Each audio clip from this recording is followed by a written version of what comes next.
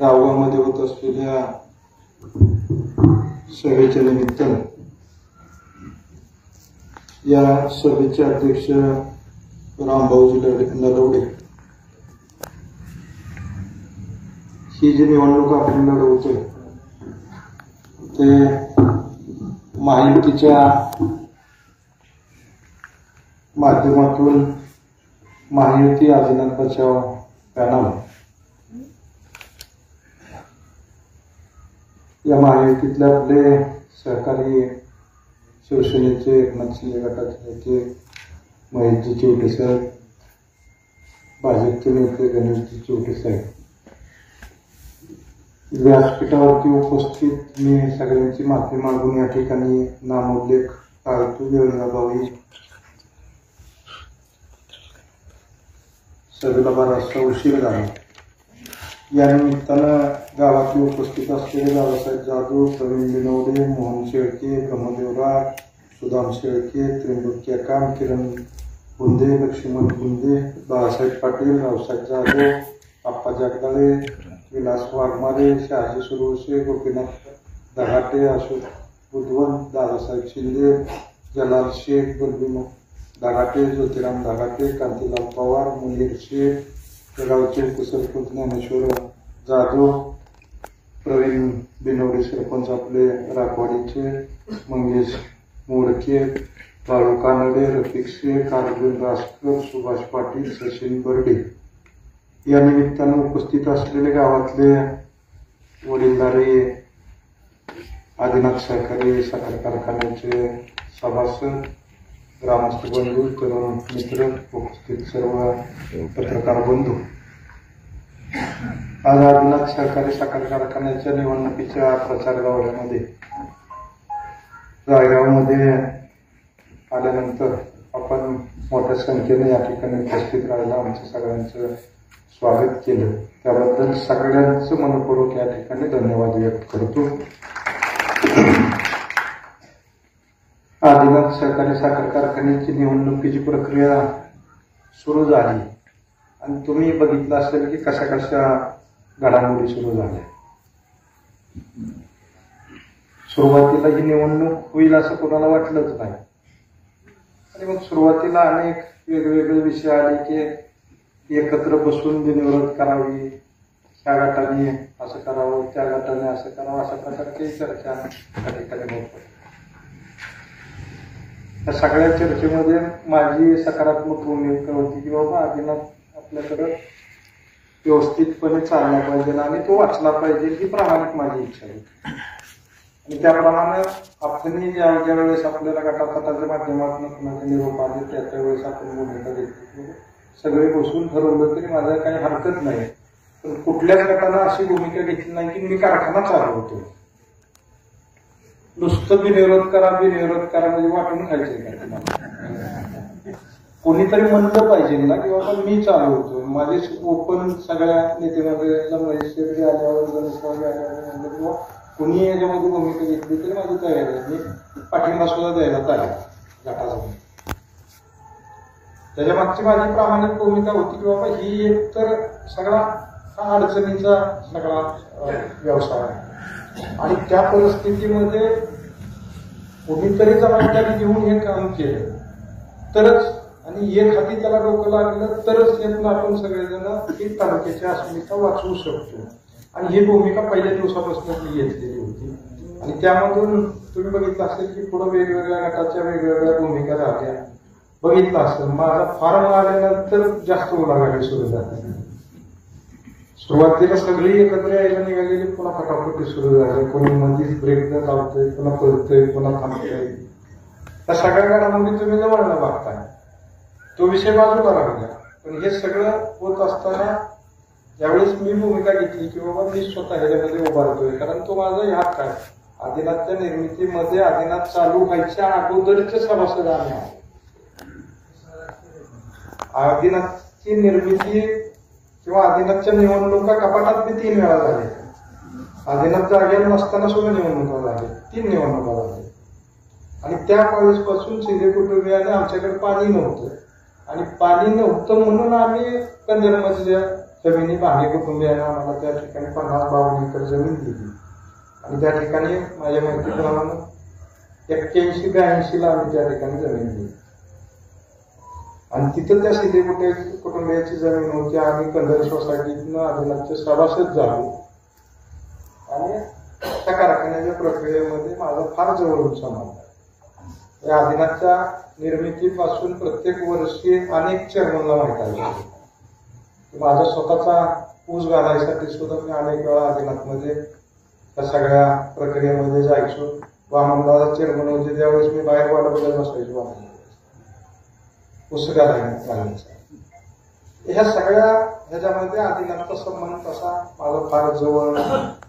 आज कुणीही काय म्हणलं की तालुक्याची अस्मिता त्या उभारणीत आम्ही पण आहोत ना. तालुक्याची अस्मिता आजच तुम्हाला दिसते. ज्यावेळेस आम्ही उभारणीमध्ये त्याच्यामध्ये मदत करतो त्यावेळेस तुम्हाला दिसत नाही.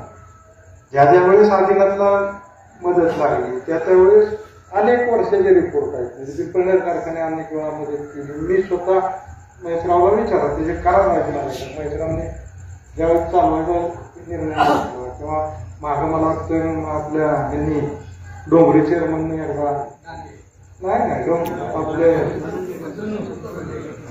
डोंगरीने मला फोन केला. माझ्या स्वतःच्या कारखान्यावर मी वाहनं दिली, ऊस दिलाय. त्याचे करावं नाही माझे ते तुम्ही वाचून बघा. म्हणजे ज्या वेळेस म्हणजे मदत घ्यायला मात्र तुम्हाला पाहिजे. तुम्हाला आमदार व्हायचं म्हणलं की छत्तीसगडाची मदत पाहिजे आणि फक्त मी ही तर निवडणूक लढवायची म्हणलं की मग आपली असली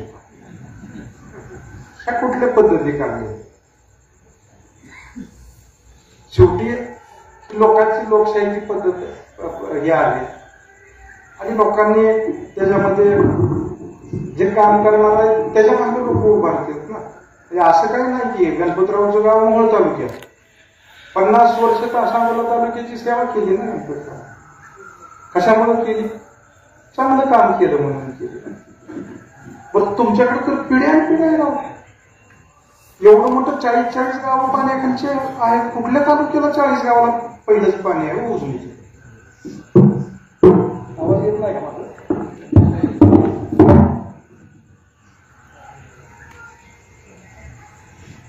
तरी सुद्धा तालुक्याची काय परिस्थिती कुठवर तुम्ही मागचं सांगणार आहे? पुण्यावरती किती तुम्ही लोकांचं हे करणार? किती वेळा तुम्हाला लोकांनी पुण्यावरती मदत करायची? किती वेळा तुम्हाला सगळं द्यायचं? ह्याही गोष्टीचा विचार. आज तुम्ही कशामुळं आज माझ्या 19 ते 24 मध्ये तुम्ही 4.5 महिने मी गोड वाटतो. 4.5 वर्ष गोड वाटतील. शेवटच्या 4 महिन्यात अशी काय भानगड झाली मला सांगा. आणि आता निवडणुकीला 3 महिने झाले नाही. तुमचं मागच्या 4 दिवसातलं स्टेटमेंट काय आणि आजचं स्टेटमेंट काय आणि उद्याचं काय बघा ना तुम्ही. थोडं विचार करा ना. ह्याही गोष्टीचा विचार थोडा केला पाहिजे. सगळा तालुका सिनियर म्हणतोय म्हणल्यानंतर ह्याही गोष्टीचा विचार केला पाहिजे की अजून तालुका आपला आदर करतोय.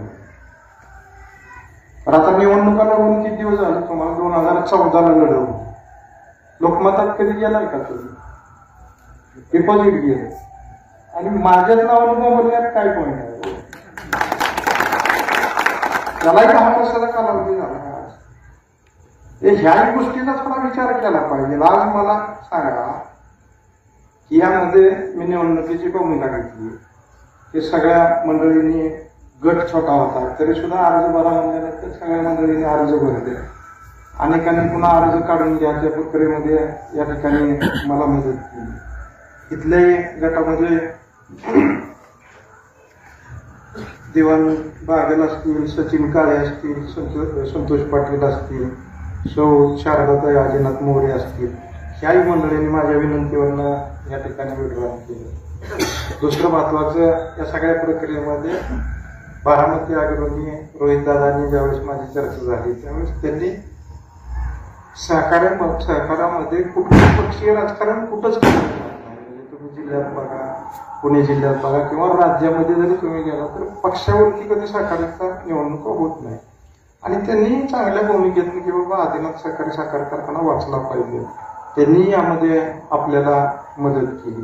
आता मी बघतो की आदिनाथच्या ह्या सगळ्या ह्याच्यामध्ये आज कुणी बोलायला तयार नाही की आदिनाथ आम्ही कसं चालवणार आहे, मोगून नुसतं आम्ही आदिनाथ चालवणार, पण कसं चालवणार आहे कोणी सांगायला तयार नाही.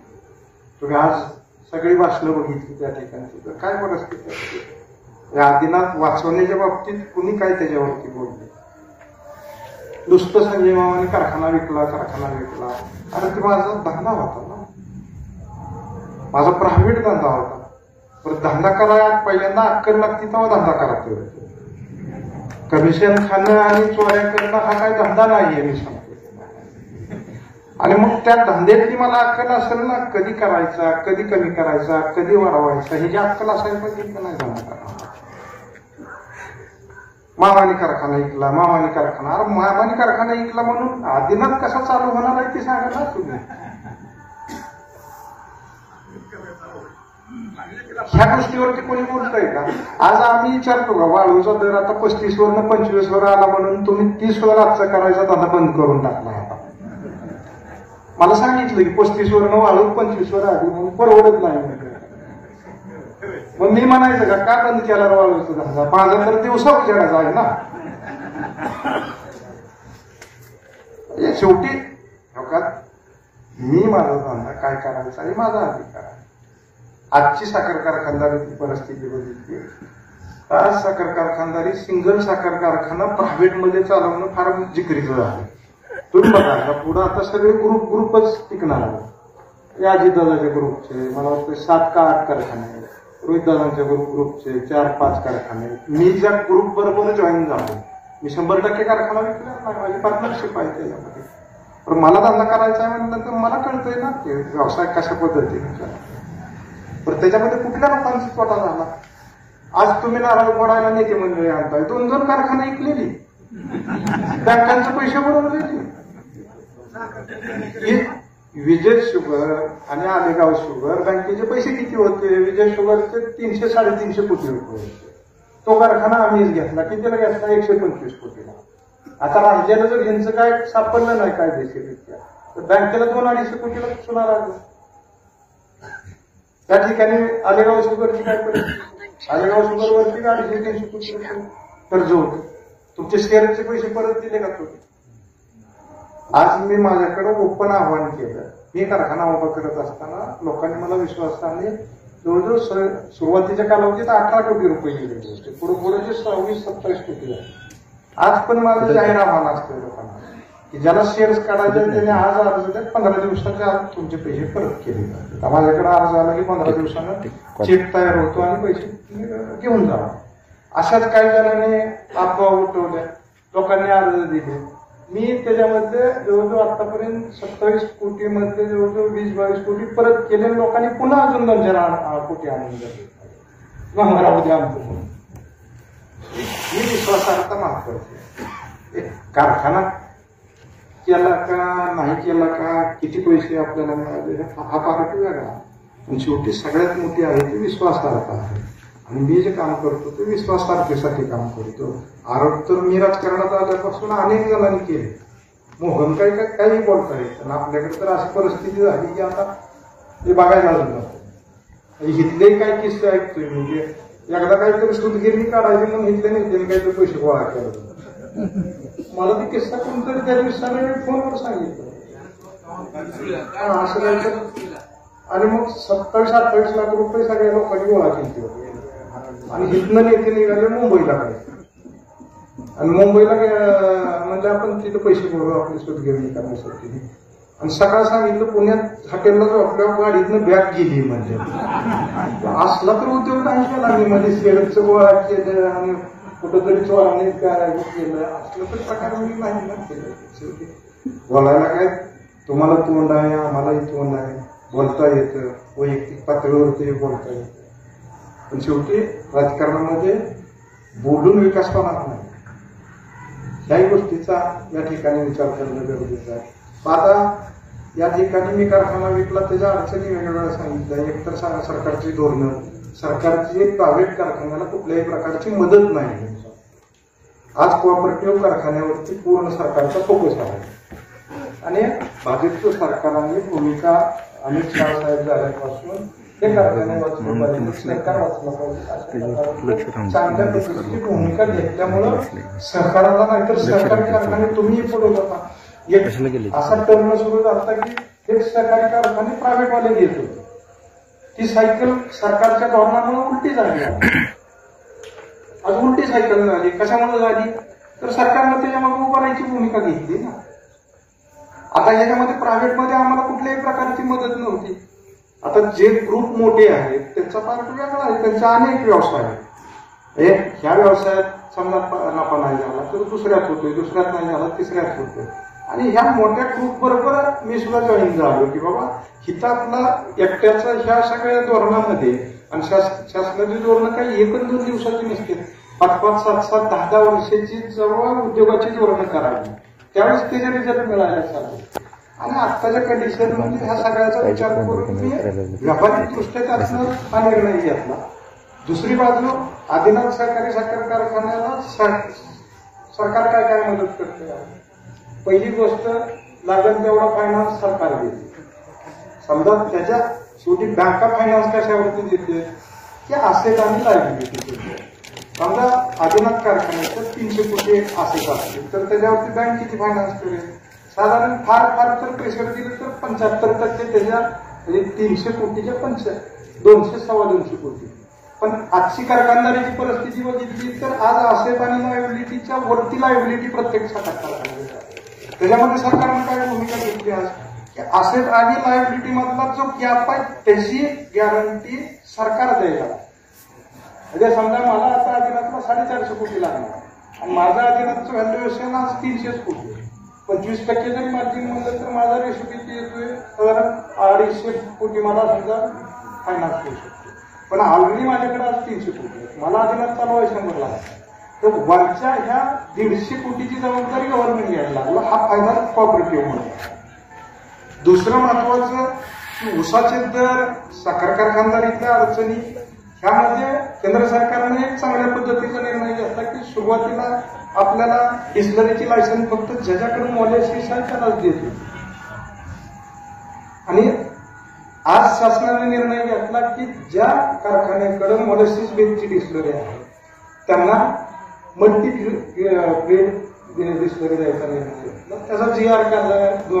आता 7व्या महिन्यापर्यंत त्याच्या अप्लिकेशनची मुदत आहे. त्याच्यामध्ये 6% सबवेन्शन दिले आणि NCDCचे पैसे 8-8.5%. म्हणजे तुम्हाला 6%चं जर केंद्र सरकारचं त्याच्यामध्ये DF फीडच्या माध्यमातून सबवेन्शन मिळालं तर तुम्हाला 2% पैसे मिळतात. मग आता मी काय करणार आहे की हे 260 कोटीचं जे वजन आहे त्याच्यामध्ये सगळ्यात मोठी अडचण कुठली आहे की NCDCचे जुने असलेले 63 कोटी आणि MSC बँकेचे 30 कोटीचे झालेले 62-63 कोटी, 120 कोटी की जे हे त्याच्या डोक्यावरती बर्डन आहे. ह्या सगळ्या लायबिलिटी असेटवरती आहेत, म्हणजे हे मॉर्गेज कर्ज आहे. आता पहिल्यांदा आपल्याला काय करावं लागेल की 2 टप्प्यामध्ये हे 260 पैकी बँकेच्या असलेल्या लायबिलिटीसाठी एक वेगळं तरी प्लॅनिंग करावं लागेल. आणि त्यासाठी काल आम्ही अजितदादाकडे जाऊन आलो की बाबा हिथं आम्हाला एकतर हे 1 टाइम सेटलमेंटमध्ये आम्हाला हे 120 कोटीचं 50 कोटीत बसवून द्या, 60 कोटीत बसवून. आणि मी तुम्हाला नम्रपणे सांगतो की हे जर आपलं सुरुवातीला माझ्या ताब्यामध्ये कारखाना आला तर मी काय करणार आहे की हे 60 कोटीचा प्रस्ताव माझ्या क्रेडिटवरती कुठल्या तरी संस्थेत देणार, अर्बन बँकेत देणार, त्याची तयारी करून आणि नवीन फायनान्सचा पण अर्ज देऊन देणार. ज्या दिवशी मला नवीन फायनान्स त्यामध्ये मी 100 KLची डिस्लरी त्याच्यात उभा करणार. 100 KLची डिस्लरीला आता नाही म्हणलं तर 100 कोटी 120 कोटीच्या आसपास खर्च येतो. त्यामध्ये आपण मॉलिसिस बेस बी करतो. त्यामुळे स्पेंट वॉशसाठी तुम्हाला झिरो लिक्विड डिस्चार्ज करायला त्याचा खर्च अधिकचा पडतो जो ग्रीन बेसमध्ये आपल्याला येत नाही. पण आता दोन्ही मल्टीफिल करायचं म्हणलं तर ह्या सगळ्या एन्व्हायरमेंटच्या नॉर्म्स पाहून आपल्याला जावं लागतं.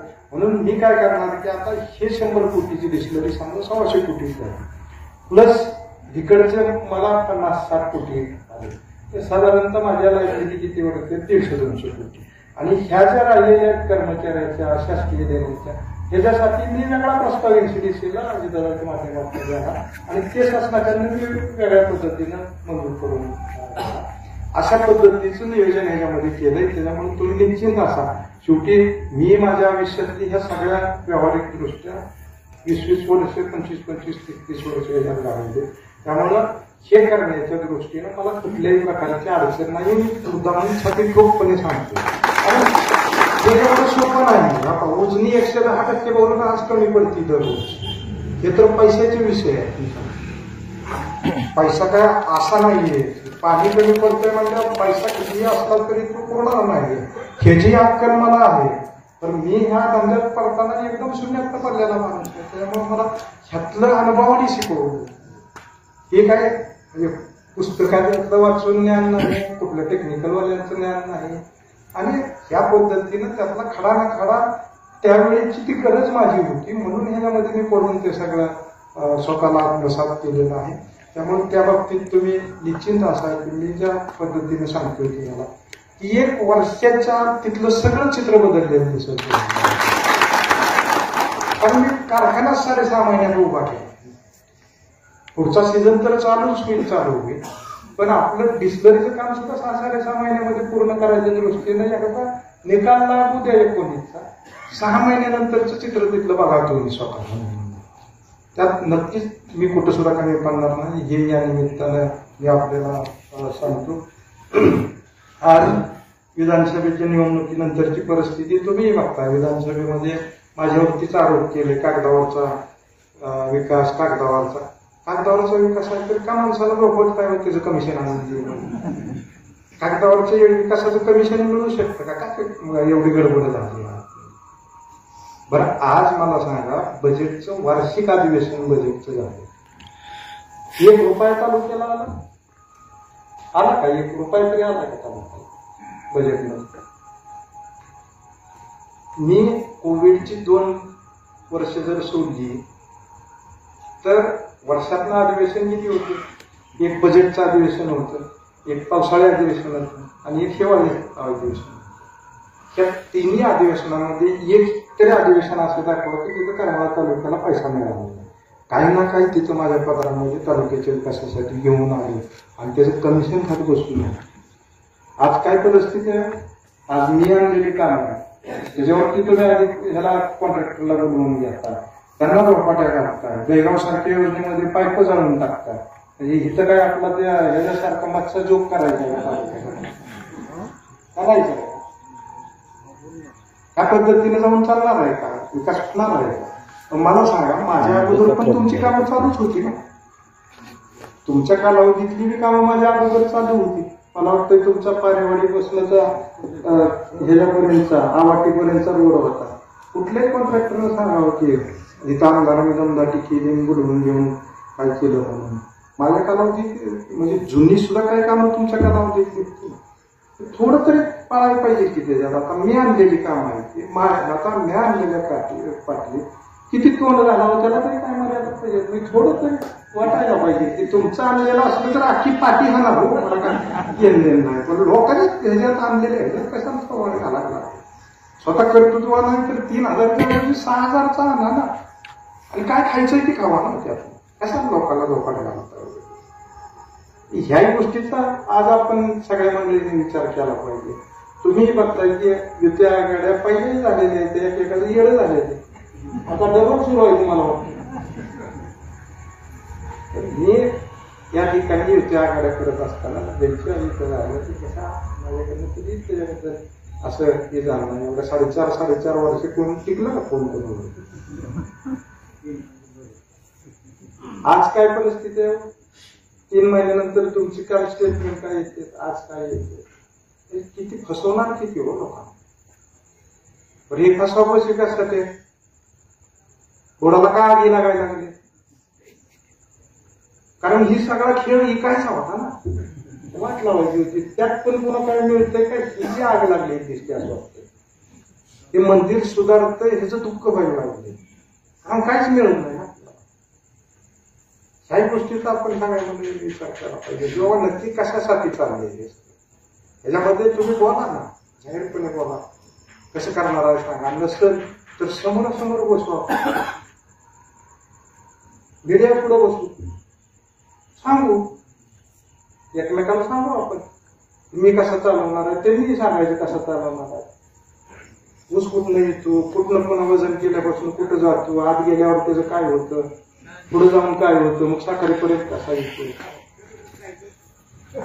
ह्या गोष्टीवरती करा ना चर्चा तुम्ही. डायरेक्टच कारखाना चालू करतो असं कसं म्हणून चालतो. ह्या सगळ्या गोष्टींचा सगळ्या शून्य मंडळींनी विचार करणं हे सगळं गरजेचं आहे. आणि त्या दृष्टीनं माझी आपल्या सगळ्यांना विनंती राहील की बाबा ही काय तुमची फसवणूक कधी करायला नाही, कुठल्याच गप्पा कधी मारलेल्या नाही. तुम्ही बघितलं असेल की मला तुम्ही 5 वर्ष संधी दिली, तालुक्यात एक कुठला गुन्हा दाखल झाला.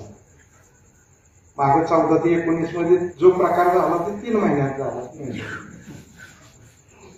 तोच गुन्हा झाला तो पोलिसांच्या गाड्या गेल्या, मलाच फोन केला तुम्ही जाळीच्या गाड्या आल्या म्हणून पटकन. 5 वर्षात का असं झालं नाही, पोरं एकदम शाली झाली सगळे, अजिबात चुकाच करत नव्हती, करत होती ना, नाही ना असला प्रकार काही. ह्या सगळ्या गोष्टीचा विचार करणं गरजेचं आहे. म्हणजे किती दिवस आणि किती त्या ह्याच्यावरती पाहण्यावरती तुम्ही ह्याच्यावरती आपली अस्मिता का 3400 कोटीतलं कमिशन खाताना तुम्हाला कळत नाही, तेव्हा थोडं तरी वाटतं की कशाला बाहेरच्या माणसाने आणलेली वैरण त्याला कशाला तो आणला का वाटत नाही कधी.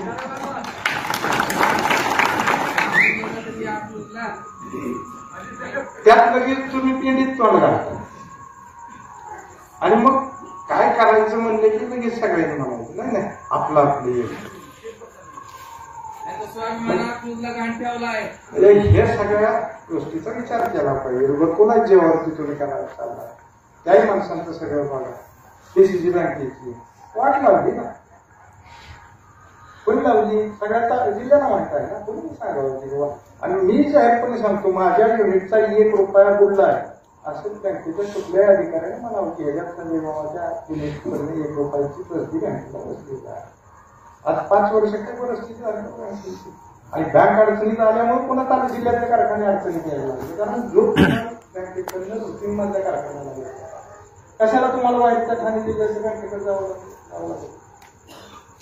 आपलीच बँक जर आपण व्यवस्थित ठेवली असती म्हणजे तुम्ही का जिल्हा बँक नीट ठेवली नाही, शंकरराव सहकारी बँक आपल्याची नीट ठेवली नाही, एक नाही सुमित्रा सगळ्या लेकरा बाळाच्या प्रत्येकाची एक पतसंस्था आहे, प्रत्येकाची एक पतसंस्था आहे.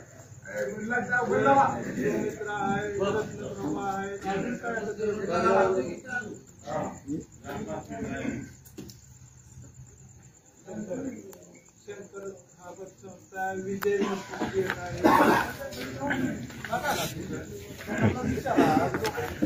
कारण तुम्ही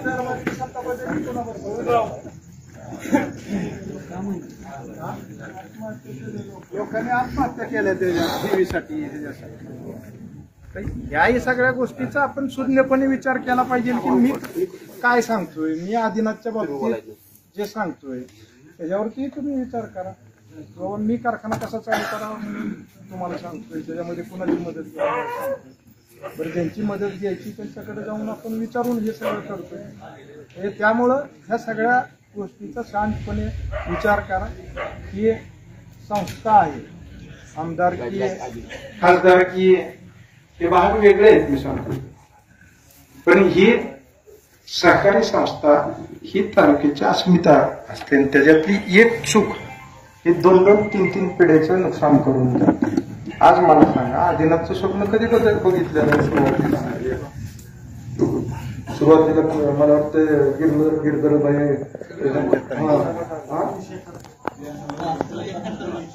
नाही माझ्या माहितीप्रमाणे 83-84 शेअर्स बिअर्स घेतलेले होते. तुमची 2-3 निवडणुका त्यातच झाल्या. म्हणजे हे सगळे गोविंदराव बापू सुद्धा त्याच्यात होते, गिरधरबाई होते, मला वाटतं पन्नास पुन्हा आपले माजी आमदार रावसाहेब पाटील होते. अशा अनेक मंडळींनी स्वप्न बघितली होती. ते गुरुदास बाप्पा होते. ह्या सगळ्या मंडळींनी कधी बघितली 71ला स्वप्न बघितली. आणि कारखाना कधी झाला चालू, मला वाटतं 93ला चालू झालं. 71ला बघितलेलं स्वप्न 93ला साध्य झालं, 20 वर्षानंतर. आणि आज 93चा कालावधी कुठं आला मला सांगा तुम्ही. 93 ते 7 32 वर्ष आज त्या ठिकाणी आली आणि आज 32 वर्षानंतर ती संस्थेची परिस्थिती काय करून ठेवली. मी आणतो इथं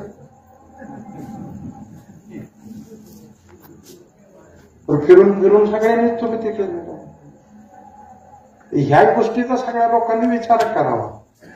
मी फक्त या ठिकाणी आपल्याला नम्रपणे सांगतोय की बाबा मी कुठल्या स्वार्थासाठी या ठिकाणी आलेलो नाही. तुम्ही बघितलं असेल मला इथं काम करायला एक चांगल्या प्रकारची संधी या ठिकाणी दिसली म्हणून तुम्ही बघितलं असेल आमदारकीच्या माध्यमातून सगळ्या विषयाला हात घातला. एवढे मोठे विकासासाठी पैसे त्या ठिकाणी आणले. तसेच सहकारी संस्थेच्या बाबतीत सुद्धा माझ्या आयुष्यामध्ये मला उद्या ही संस्था नीट करायची संधी मिळाली तर मग आपल्या आयुष्यात काय करायचं. न केलेल्यांचं पुतळा लागतात ते मग मारू लागणार नाही. हा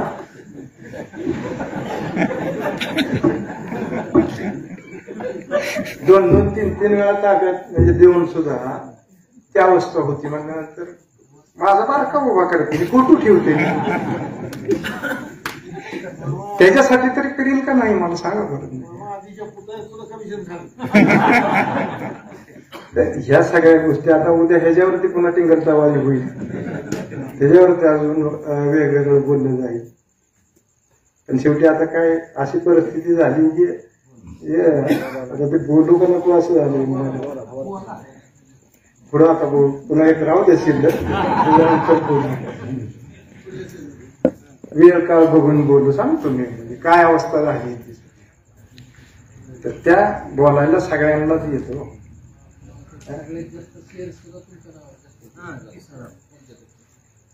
पण आपण पहिल्यापासूनच ह्याच्यामध्ये प्रक्रियेमध्ये कुठल्याही संस्थेच्या बाबतीत आपण डोळसपणे काम करतो. आजही माझं जाहीरपणे आव्हान आहे की बाबा माझ्या संस्थेतले शेअर्स सगळे म्हणजे महाराष्ट्रातले एकमेव उदाहरण असेल प्रायव्हेट कारखान्याचे शेअर्स माघारी केलेलं मला म्हणजे कोणी शेअर्स माघारी केले होते. आता इतके कारखाने तुम्ही या ठिकाणी बघताय. त्या पद्धतीनं या ठिकाणी उद्याच्या ह्याच्यामध्ये सुद्धा आपण चांगल्या पद्धतीनं हे साकाराचं मंदिर आपण त्याला ऊर्जित अवस्था आणायचा प्रयत्न करू. तुमच्या सगळ्यांची साथ महत्वाची. आमची सगळी टीम तुम्ही बघितलं असेल की सगळी नवी सगळी तरुण मंडळी आणि ज्याला या दृष्टीनं विकासाच्या दृष्टीनं आशा आहे आणि मिळवण्यापेक्षा सुद्धा हे उभा करण्याची एक ओढ आहे ह्या सगळ्या मंडळींना. त्यासाठी म्हणून आपल्याला ह्या सगळ्या पॅनलला उद्याच्या मत द्यावे अशा प्रकारची विनंती आपल्याला या निमित्तानं करतो. वेळ बराच झालाय. आपण सर्वजण या ठिकाणी उपस्थित राहिलात. उद्या 17 तारखेला होणाऱ्या निवडणुकीमध्ये आमचं चिन्ह आहे पतंग. प्रत्येक गटाच्या म्हणजे जे आपले महिला गट आहे म्हणजे महिलाचा वेगळा हे आहे, एमपीचा वेगळा आहे, एससीचा वेगळा आहे. त्याच्या कलर वेगवेगळे त्या पत्रिकांचे आहेत. परंतु आपल्याला कलर कुठलाही असला तरी त्याच्यावरती पतंग बघायचा आणि पतंगाच्या चिन्हापुढचा आपल्या त्याच्यावरती शिक्का मारायचा आणि या आदिनाथची त्याला सुस्थितीत आणण्यासाठी म्हणून या चाललेल्या कामाला आपण सहकार्य करावं एवढीच आपल्याला कळकळीची विनंती करतो आणि मी माझी रजा घेतो. जय हिंद जय भारत.